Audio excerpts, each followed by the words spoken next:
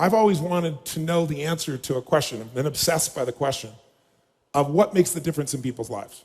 I was not popular in school. I loved people. So I was passionate about figuring out what's the difference in people. Why is it that some people are given everything? The type, they really do have parents that love them, that are there for them. They have tremendous educational background. They have all the economic resources, and they end up spending their life going in and out of a rehab. They had all the resources. And then you meet somebody who's been, abused, or no one's been there for them, or they've been physically abused or sexually abused, or the worst things you could possibly happen to a human being. And they turn out to be some of the finest human beings you'd ever meet in your life, who are out there working to help other people and make a difference. So we all want to believe that our lives have turned out because of our biography. And the reality is we can all find people with a horrible biography who have an extraordinary life, and we have people with an extraordinary biography who have a life that none of us would want to trade with. So what's the real challenge? And I believe that the challenge in relationships and in life, in every area, is emotional fitness.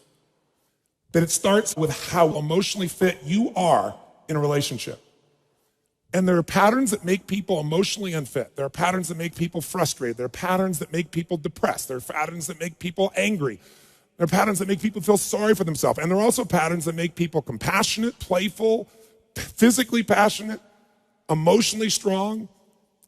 There are different patterns, and they stand out to you when you've been around that many people.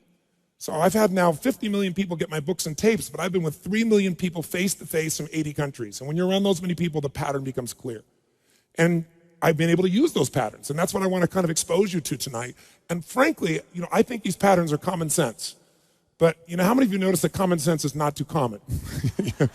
Everybody's like, oh yeah, that's simple. But a lot of people say, I know this stuff. Well, if you're not doing it, you don't know it. You understand it. And understanding and $3 will almost get you a cup of Starbucks these days, It's really nice to understand things, but that doesn't change anything. You got to get in your body and actually do it. But I've learned enough of these patterns that now, over the last 20 years or so of the 30 years of my career, I'm the guy that gets the call when the fire starts. When the athlete is burning down on national television and something's got to be done right now to turn them around. And, I either get them or I don't. And for 30 years, I've gotten them. That's how I've built my reputation. And that you've got to produce results right now. And I'm able to do that because of an understanding of these need structures I'm going to talk to you about. Or I get the call when the child is going to commit suicide, or the adult. And in 30 years, knock on wood, I've never lost one suicide in 30 years. That doesn't mean I won't someday, but I never have, not one single time out of the thousands of suicide attempts. And it's again because of understanding these needs I'm going to talk to you about. I get the phone call, in the middle of the night, true story, and it's the President of the United States saying, Tony, they're going to impeach me in the morning. What should I do? And I say, could you have called me sooner? True story, So in the experience of looking to make those changes and looking at how to change, same thing in relationships, couples that are gone, the films that I wanted to make with Chloe, I said, let's not make films with couples that have troubles. Let's make couples that look like they've gone beyond the edge. By anybody's estimate, there's no way to turn it around. Because by that extreme, when someone watches the film, they look at their own life and they go, oh my God, these people can do it. And they did here, I could do it too. That's the contrast we want. But the basis of all that I do comes down to knowing that the difference in your life, your relationship, your physical life, your emotional life, any aspect of your life comes down to this sense of psychological strength or emotional fitness. And what I mean by that is this. Discipline never works long term. Never. What works is when you become addicted to something positively new. You trade one addiction for another. When you shift from having to doing something to wanting to do something. So our focus is how to make that happen. But I'd say this to you. If you want to change a relationship, the number one thing you have to do is master your own emotions. If you don't do that, forget it. There's no hope. And what's wonderful, though, is it's easy to do if you know how. But none of us have ever been taught really emotional leadership. Emotional management is the very minimum, much less how to direct and shape ourselves. I don't mean faking your emotions. I don't mean pushing them down. I don't believe in positive thinking, although you may think that from watching some of the media coverage. I am not into positive thinking. I'm not here tonight to tell you to go to your garden and say, there's no weeds, there's no weeds, there's no weeds, there's no weeds. I'm very clear that I believe that life is about leadership and being truthful to yourself. And so I believe, number one, that the mandate for any great relationship and the mandate for anybody to lead their own life and not be a follower is you got to see things as they are, but not worse than they are. Because that's where most people go. That's where they go in relationship. That's why they start to tear it down. That's why the relationship starts to break down, because people get scared when it isn't working out and then they make it worse than it is so they don't have to try. Because they don't want to try again and be disappointed. They don't want to feel that sense of rejection. They don't want to feel that sense of failure. So most people make it much worse than it is. People tell me all the time, oh, I'm skeptical or I'm pessimistic. I say, no, you're gutless.